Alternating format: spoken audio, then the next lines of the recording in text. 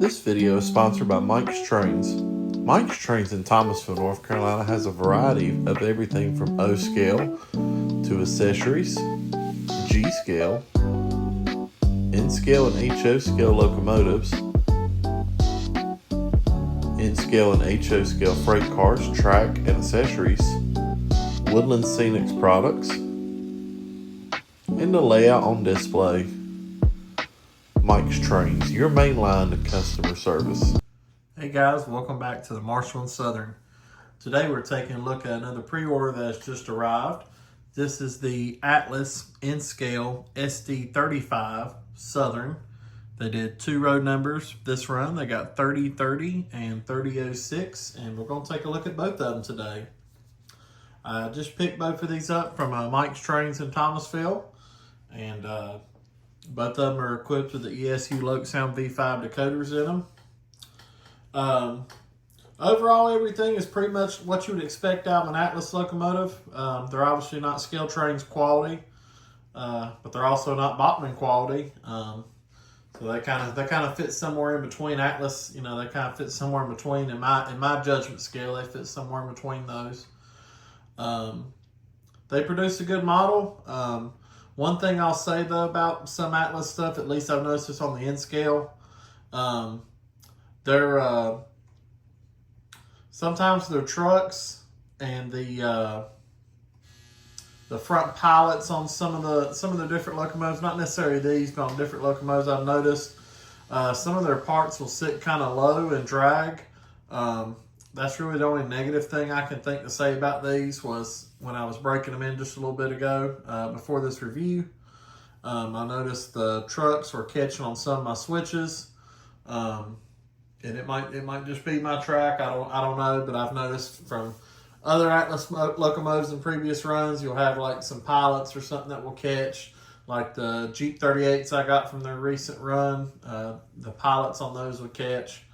So that's one thing just keep an eye on for Atlas locomotives is, sometimes they just have some low-hanging detail parts that will catch.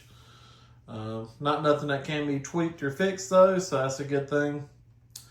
But anyway, we're going to go ahead and we're going to do 3030 for our demo here. The Southern was typically long hood forward locomotives, but on these SD35s, they were short hood forward, and they got that correct on the model, so they are short hood forward right out of the box. Go ahead and see if we can fire this one up here.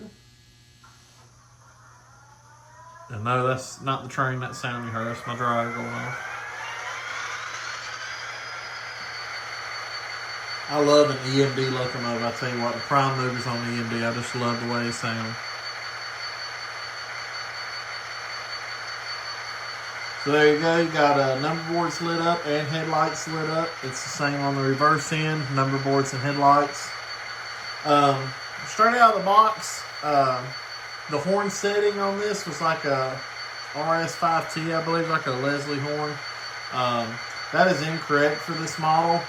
The correct horn that should be on there from the research I've done should be a Nathan M5R24, I believe. This was the closest thing that I could find to it. And I might end up tweaking this later, picking a different horn, or maybe changing the sound file. I don't know. I really like the way these sound, so I really don't want to adjust the sound file much. But I'm going to show you the horn that I collect for this locomotive, and it's CV11, or it's CV163 is your horn selection, and then I went with a value 11. There's 12 different horns on there. I went with value 11, and that was the horn that I picked for mine. Let's give it a listen.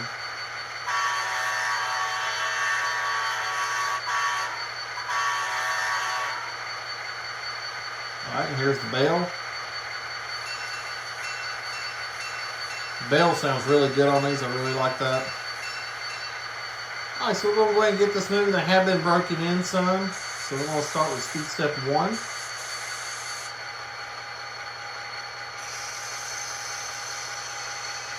And hear the air let off there. And 2, 3, 4, 5. 5-speed step there, moving real smooth. Like I said, these already have been broken in some.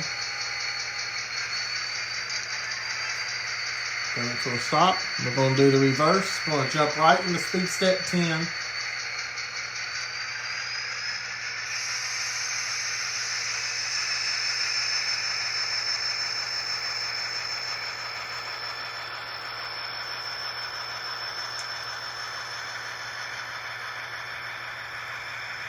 That's speed step 10. I'm going to stop it a little further back, and I'm going to bring it back up with the CV4 selected for the dynamic brake so you guys can hear that.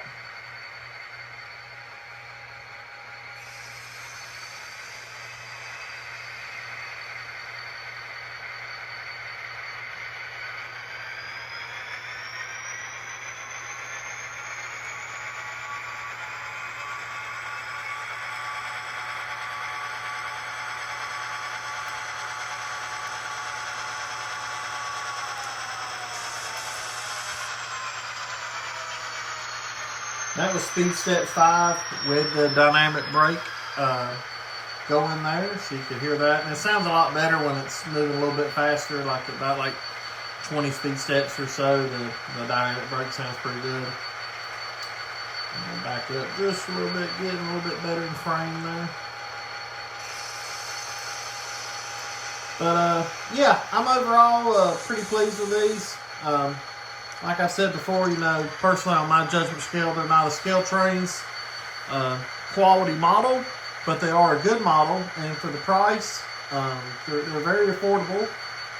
I think they did CSX. They did like a gray with the blue CSX, not the lion tube. They did a CSX paint scheme in this one.